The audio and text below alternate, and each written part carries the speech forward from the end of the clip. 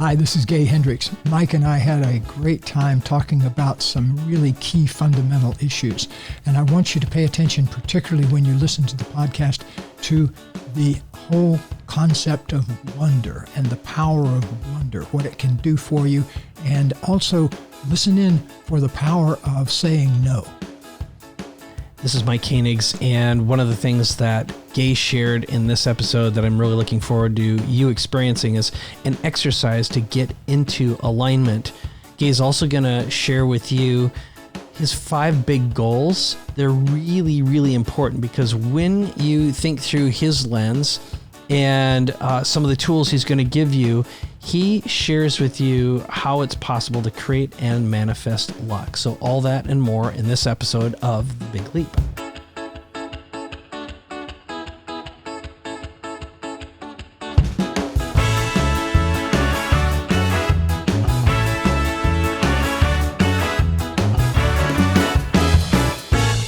Well, welcome to episode 2 of The Big Leap. My name is Mike Koenigs. And I'm Gay Henricks. All right. And we are ready for one major leap today. All right. So this episode is called Beyond the Big Leap, and it's Conscious Luck. You've got this brand new book coming out. Super excited. I've had the good fortune of being able to read it ahead of time. But first of all, what's Conscious Luck, Gay? Well, I reinvented myself as a lucky person when I was 14 years old. And ever since then, I've been very interested in the relationship between good luck and hard work and how those two come together. Let me tell you about the thing that happened when I was 14.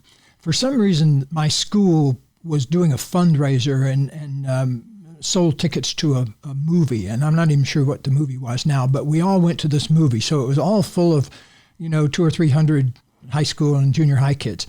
And during the movie, they had us put our stubs in a bucket, and they had a drawing to see who was going to win a watch, a wristwatch. And so I was sitting next to my friend, who's named Dewey DeLoach, and still alive and well in Florida, where I grew up. And so Dewey leaned over and he said, "Watch this, I'm going to win this drawing." And I said, "Okay." And sure enough, they pulled Dewey's name out. He won the watch. And I said, "How the heck did you do that?" And he said, "I always win those kind of things. And I decided to be lucky," he said. "And so ever since I decided to be lucky, I win things like this." And I thought that was a very enlightened thing for a 14-year-old to say. So I completely said, "Oh God, that's stupid." And so, but later on though, I decided, wait a minute, why should I go around thinking of myself as an unlucky person? It's just as easy to think up yourself as a lucky person. So that was kind of my first little entree into the whole luck aspect of life. And I have, I'll tell you, I've asked many, many very successful people, do you think of yourself as a lucky person? And almost every single one of them have said some version of, yeah. And I just wanted to ask you that. Are you a lucky guy? It's sort of interesting.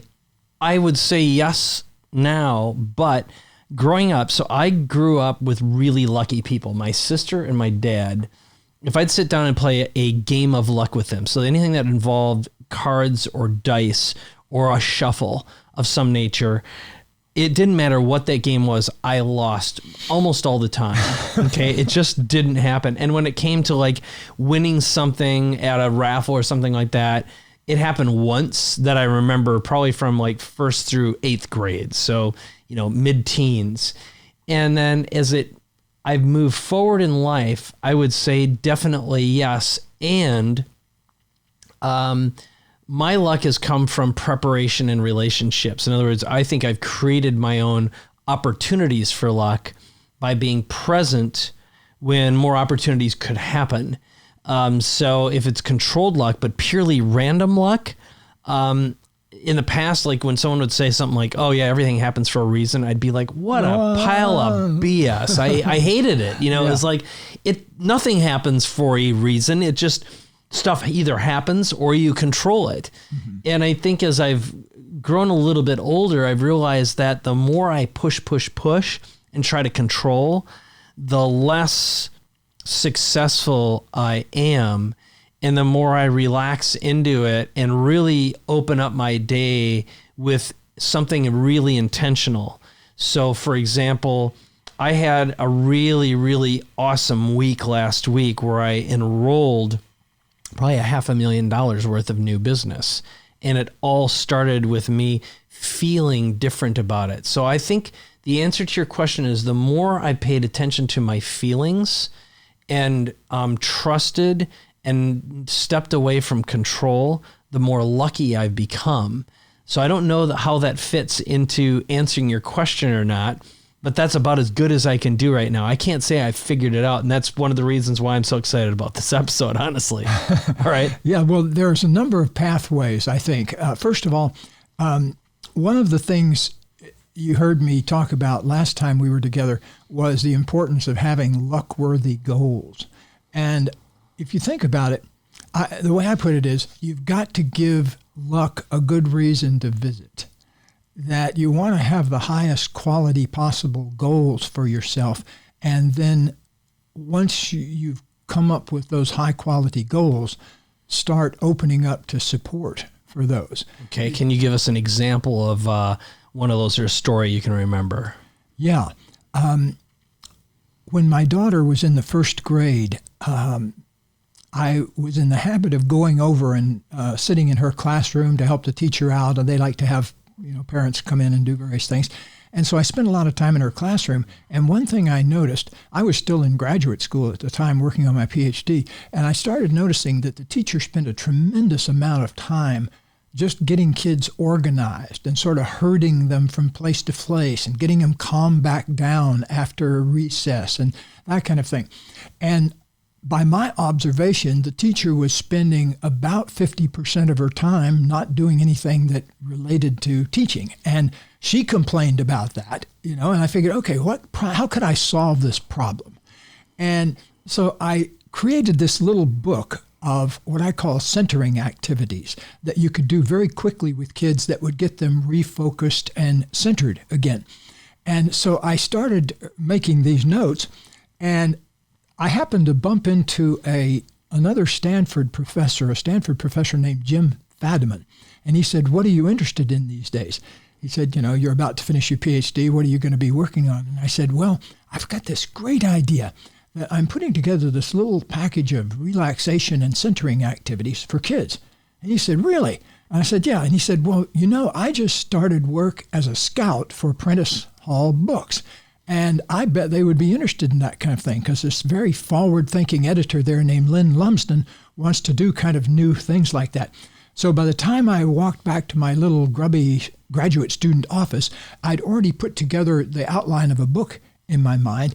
And that night I stayed late, and back then the IBM Selectric typewriter was brand new, and it was kind of like the Rolls-Royce of typewriters, and only the secretaries had them. And so I stayed late and used the IBM Selectric to type up a book proposal. So within days of hatching that activity, suddenly I didn't know this guy was a scout for Prentice Hall. So within a month or two, I had a book contract while I was still in graduate school. And that book, when it first came out, ended up selling, several 100,000 copies over the next few years. So it changed my poor graduate student life slightly better. Note to young people, if you want to get really wealthy, don't try to do it through writing books. Find a way to leverage your book, because the books are really good. But unless you get lucky like I did and get on Oprah and a couple of things like that, it's hard to make a gigantic big living out of them. But what writing a book did for me in that case was really, it was so great an example of manifestation where you come up with an idea and then if you're willing, it gets supported. It's really good. So I'm curious then, let's dive a little bit more. That's one good example of conscious luck. To me, that's just about leading with intentions and connecting with people. Because I remember one thing that I always loved, Brian Tracy would often say, our lives are changed by the people we meet and the books we read. Mm-hmm. And I'd also say in the events we go to, which are also tied to the people we meet. But what are some what are some things that you think people prevent themselves from achieving or receiving conscious luck? And I purposely grabbed that word, receiving conscious luck. But again, you've had the good fortune of working with thousands and thousands of high-level executives, very successful people who've gotten to the there. And also, and I know in previous conversation, you said that a lot of them always say, yeah, I'm super lucky. So we know that that is a common, at least a mindset. But what prevented them, and what do you see people who just are constantly stuck, not being lucky, or are busy doing? I think a lot of it has to do with getting trapped and just repeating old patterns that are based on limiting beliefs. A lot of people have a belief inside that I talk about in The Big Leap, which I call the fear of outshining, where they're afraid that if they really let their light shine, that it would somehow take love away from other people that deserve it more. And so they keep themselves tucked back inside and don't let their light fully shine. And so that's one example of a limiting belief. And I think a lot of people get trapped inside addictions also, and they keep running an addiction that eats up their creative power and keeps them from making their big breakthrough. I've known a number of people that hit on their genius and found a way to amplify it. I was just thinking of a dear friend of mine for 25 years or so, the singer Bonnie Raitt. She, in her early days, she's quick to point this out, had a lot of issues with addictions. And there was this one moment, though, where she got a positive vision of herself, where she saw herself winning a Grammy and being appreciated by a whole auditorium full of people. And lo and behold, a couple of years later, she wrote her album, Nick of Time, and ended up winning a bunch of Grammys. And I think she's up to something like 19 of them now, last time I heard from her. And so she went from when you have addictions, you're basically trying to solve the same problem all the time. You're stuck with this one particular problem you're always trying to solve, which is how to get more, how to recover afterwards, how to go around apologizing for all the things you did during it, so it's pretty much a full-time job. As a matter of fact, many years ago, a heroin addict said to me, he'd kicked it, and he said to me, my big problem? I said, what's that? And he said, what am I supposed to do with my time? He said, I used to spend all my time with my addiction. Now what am I supposed to do? Well, the big answer, of course, is addictions cover creativity. And the moment you can break through whatever addiction it is, there's this huge world of creativity inside there. And like with Bonnie, for example, she and some of her close friends at the time, like Stevie Ray Vaughan and John Hyatt, they all really did their whole sobriety thing at the same time, and their careers just went whoosh afterwards. It's really interesting too. So, and that comes down to having a great community. So I'll tell you a little story about how my luck has changed over the past probably 4 years, and I can talk about this publicly. So starting about 5 years ago, it began with JJ Virgin, my wife Vivian, her new husband, actually boyfriend at the time, and another couple. I don't have permission to use their names right now, but they're very visible in the personal development space. And we started doing manifesting New Year parties. And what we'd do is we'd get together and talk about what we wanted to manifest for the new year. And I think that's an important word, first of all, which isn't not what we wanted to get or have. Although I think looking back energetically and the way I was psychologically, I was still in that mindset. It was just like I put a sticker on top of the same old thing. Mm-hmm. It's evolved since. But the second year, we started working on our word of the year. And it'd be one key thing that we could focus on and remind each other of. But we really got into where we wanted to be. And it wasn't like just writing down goals, because to me, goals still feel kind of shallow. I wanted something that I really felt on a deep, deep level, and then could simplify it with that one word. And I mentioned this in episode 1. My word for last year was simplify. My word for this year is it's ease. It's ultimately, it's about being able to receive it easily and effortlessly. Actually, the word is effortless. And that is not my standard MO at all, because in the past I came from an environment, I think epigenetically, my dad grew up very, very poor on a farm and came from generations of very poor Germanic farmers who immigrated here. And my dad was used to work for this and get that, as a barber.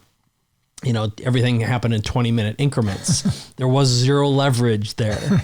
And I looked at that and I said, I'll be damned if I do not want that life. I love my dad. He's my hero, and I don't want what he has. And so my mindset really revolved around, how do we gain leverage, but also not have to push, grind. And now I spend a lot of time not doing, and it's not procrastinating so much, but I'm not writing a bunch of stuff down. I'm not driving my life by lists. And I know that that's part of a phase of life. You're in a different phase of life, but I'm curious, through your lens, you're about 20 years older than me. How, if you look at through your phases of the actions you took to manifest conscious luck and build your mindsets that have gotten you from point A to point B, what have you acquired? What have you let go of? And what do you observe in some of the other folks that you've coached and worked with? I think a lot of times it has to do with alignment, finding out what's out of a line and then lining it up. One of my physical therapy people, when I had my knee replaced, she said, if there's pain, you can assume misalignment. And so when you start feeling pain, look for how you're out of alignment. And so that's a physical example, but in a way, the same thing applies to us up and down the line, because human beings we're part spiritual, and we're part material, and we're part psychological, and we're part emotional. So we have all of these different layers inside ourselves. And if you think about it, it's alignment in each of those areas that really makes things happen. So if you find out you're out of alignment in your relationship, for example, if there are things that you have issues with your partner that you haven't cleared up, well, that can create a huge wobble. I've been there. And same thing with on the spiritual level, in a way, if you're not acknowledging the spiritual part of you, if you think of yourself purely as a meat sack that's having an experience of life, then you're cheating yourself, because in the realm of the spirit is where a tremendous number of life satisfactions live. Your ability to feel a presence with the cosmos, your ability to feel connected to the earth. Those kinds are deeply spiritual things that you'd get to experience in your material body. So I think that, like in working with people, I like to look for where's the pain, and that's going to tell me where the misalignment is. And then you need to get back into alignment in some way. Okay. So in our first episode, we did an exercise that was really, really powerful. And I'm curious, now, what's your process or system for getting into alignment? Do you have either a meditation or a system or a process that you've taught or you've used yourself? I use what I call wonder questions, which is, if I notice some pain, well, let's just start with physical pain. Let's say I'm walking along and I start noticing some pain in my hip. That just happened to me yesterday because I was walking on the beach, which I don't usually do. I used to live on the beach, but now we live 11 miles from the ocean. And when I was here yesterday, I was walking on the beach, and the ground is variable there, and so my hip was starting to hurt. And as soon as I realized that, I said, okay, how am I out of alignment? So it's a wonder question. And so I began to see how I was out of alignment and corrected it. Suddenly my hip's not hurting anymore. And so, for example, my wife and I, the books we originally got on Oprah for and everything were our relationship books, like Conscious Loving. And it's really abundantly clear in a relationship counseling situation. We've worked with 4,500 couples, I think now. And it's really clear when you're sitting in a couples counseling situation that where the misalignment is, because people's body language reads it out. So you can see how one person is scared and pulling back, or you can see where one person is scared and trying to dominate and control. So the misalignments can be seen in the body if you know what to look for. And that's what I recommend that people really do, is think carefully about this whole misalignment creates pain thing, because that really will tell you, if you can see where the pain is and feel where the pain is, like we always say, what you can feel, you can heal. But it's that opening up to it and awareness and saying, what's this about? How am I out of alignment? It's interesting. I know years ago when I went through my cancer process, someone recommended the book You Can Heal Your Life by Louise Hay. Yes. And Louise talked about specifically what part of the body, what was the emotional cause of a physical disease. And for me, I'd colorectal cancer, which was repressed rage and anger. And then she gets into blood diseases, for example, or heart disease, breast cancer, et cetera, et cetera. So through your lens, are you aligned with her perspective and her diagnosis, or what's your feeling on that? Well, Louise Hay, I think, I was at her 80th birthday party some years ago, and I had the opportunity to tell her this. I said, you were such a great, on a mass level, you were able to get people looking inward and finding out why and thinking. But my beef with Louise, and I was very public about this at the time, is I think people can carry that to an extreme, and it makes them feel guilty about their disease. And that's not what she wanted. She wanted people to open up and inquire into things. So, Louise was, she was very convinced that there was this kind of one-to-one relationship between disease and what you were feeling inside. But see, there's lots of other ways to get disease too. There's a lot of environmental diseases going around. For example, if you look up and down the Mississippi River, you'll see that people have more cancer up and down the Mississippi River. Why is that? Not because they have a bad attitude. It's because they're drinking water that has bad chemistry, bad chemicals in it. And so we need to be aware of other things other than our own internally driven attitudes. But I think that's an important place to include. You really do need to orient yourself and, I would say, ground yourself in the question of, what's this cold trying to tell me? Or, I got the flu. What's the message here? That's a really good thing to always be inquiring into. Okay. And that's, I like that. I like how that feels. So I want to talk a little bit now about changing your luck, and also the limiting beliefs that stand in your way from preventing you from changing your luck, or how to manifest it. So we can either take it through the lens of what do you need to subtract, what do you need to add, and create.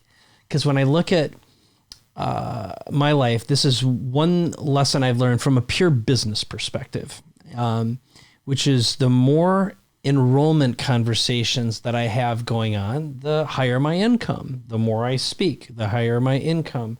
The more events I go to, the higher my income. And the more I make it clear to people what I'm doing and what I'm excited about right now, the same way, it's people want to participate in a successful movie. And when you present what you're doing in not a showboaty way, but as I'm thinking of life more and more as theater. And I love to create an experience or an opportunity for other people to participate in mine and me and theirs in a way that that not only feels good, but is visibly fun and exciting. Because that's what I look for now is I want to create transformational experiences with people I love. It's like even what we're doing here today, to me, co-creating with you is a beautiful exercise in manifestation. And one of our outcomes is we're going to do some big leap experiences. We're going to bring in high frequency aliens to have awesome experiences with us. Fellow aliens. Yeah. And those, everyone I ever say that to gets it right away. You know, they resonate with that message. And to me, that is the same as creating luck and manifesting. But, and I would first of all test it. Do you see things the same way? And then what's your perspective on changing your luck, increasing it, and adding and deleting, subtraction and multiplication perspective or mindset? Yeah, I see genius. When we tap into our genius, it puts us on a pathway that's really what I call the genius spiral. And if you think of a spiral, it has no closed end to it. It just keeps going and going and going. And I think continuous self-renewal is such a creative, an important part of our creative life. Being willing to always be letting go of what was working yesterday, but may not be fun and working today, and proceeding along as life being a surprise all the time. That's really an important thing. I also want to point out too, dips into the painful side of luck, but I did a whole study when I was writing Conscious Luck. I did a whole study of lottery winners, and some of them are very interesting because something did happen just before they won the lottery that seemed to have a positive effect. But the thing that I learned more than anything else is the downside of doing things like winning the lottery. There are many, many people that have, after they won the lottery, their income ended up worse than it was before they won the lottery, after everything was said and done. So I think that one of the important things that human beings need to do to make ourselves luckier is get that sense of open spaciousness inside that I like to cultivate through meditation. There may be other ways to get it, but like, for example, when Stephen Simon and I had been both very interested. He's a movie producer, and we were both very interested in producing enlightened movies. And we beat our brains out back in the 90s down in Hollywood trying to pitch to big people, let's do a book of conversations, or let's do a movie about conversations with God, or let's do the movie of Richard Bach's book, Illusions. And we got thrown out everywhere. Nobody wanted to listen to us, and everybody kept saying the same thing. Nobody wants to watch those kind of movies. So one day in meditation, one morning about 5 a.m., all of a sudden the idea popped into my mind, just kind of dropped in from nowhere. Hey, instead of trying to convince Hollywood studios to make those kind of movies, let's go find the movies at film festivals, put them on DVDs, and send them out to subscribers. And so within a couple of years, we built a multi-million-dollar business, the Spiritual Cinema Circle. And ultimately, I think I'd spent less than $100,000, maybe even $50,000 to launch it. And this is back in the early days of the 2000s, maybe 2003, but ended up selling it for around $10 million a few years later. But I think the important thing is, and it's continuing to this day, by the way, I don't happen to own it anymore, but it's continuing to this day. And so now it's being turned into a nonprofit kind of thing. So we have found a whole new way to do it now in the era of streaming. The point I want to make, though, is that it came out of space and a wondering, creating an open space and a wondering, how could we do this differently? And so I want to kind of promote the value of creating something that creates more spaciousness inside yourself. I love meditation, but not everybody's going to sit down for 20 minutes twice a day and do meditation. So whatever it takes for us to get that, I think it's really important. So what I really got out of that was how wonder really is the fuel for manifesting and creating luck. And that really deeply resonates with me because I look back at my own creativity, every business that I've developed, every product I've created, even the best people I've met have come from wondering, I wonder what it would be like to. I wonder what it would be like to make something that. I wonder what it would be like to meet, visit, experience, learn. And there's a beautiful exercise inside of that. So I'm going to spend more time consciously thinking about the word wonder between now and the next time we record a session. So is there anything else that you can think of? And specifically as you get the book Conscious Luck, which is, as of right now, it's coming out very shortly. So if you're listening to this or watching this podcast, depending on the date, it may or may not be out. But first of all, why don't you talk a little bit about the book Conscious Luck Yes. and why you decided to write that after The Big Leap? Well, after The Big Leap, it's been about 10 years now since The Big Leap came out, and I continue to work with more and more people. And I came up with one of the things about the way my mind works is I can look at something and almost get a printout of the principles that are involved. And I've been able to do that since I was a kid. And so I started thinking about luck that way.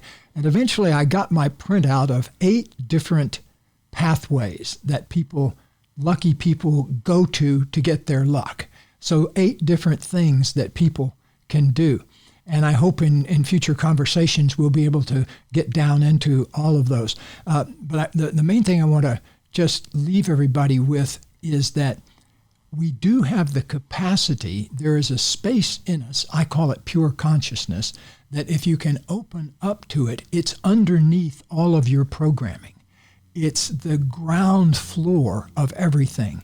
And it's the place from which your life can be rearranged much more efficiently, because you have this open spaciousness that's underneath all of your programming. And so I want to encourage people to do whatever they can do through breathing, meditation, running, whatever they can do to taste and cultivate that open spaciousness inside. Because to me, that's the miracle place where that's the miracle spring where they bubble forth. It's really pretty profound when I listen to you and think about it. I like that a lot. So let's plan on diving into that in episode 3, is talk a little bit about the 8 different pathways to get and create luck, and also how to open yourself up to that pure consciousness. I know that that's something that I'm interested in doing, and I can't imagine everyone else wouldn't be as well. So with that, Gay, do you have any words you want to leave our listeners and our viewers with in terms of an exercise to practice, something to think about besides wondering, really thinking about how you wonder and diving into that? That's going to be mine. But do you have any big takeaways? Well, one thing I mentioned in one of our talks was that I had come up with 5 different main things I wanted to accomplish or experience in my life. And I would really love to encourage everybody to come up with a specific, like 3 or 5, come up with the ones that feel like a satisfying whole experience of life. For me, my 5 had to do with, number 1, I wanted to create a certain kind of relationship that I'd never seen before. And I did. And the second thing was to learn how to live in a state of completion, so that I didn't have anything unheard or unsaid with the people in my life. My third one was I wanted to learn how to write from my heart. I've always been a writer ever since I was a kid, but I was writing textbooks and scientific journals and things like that early in my career. And I wanted to learn how to write from my heart.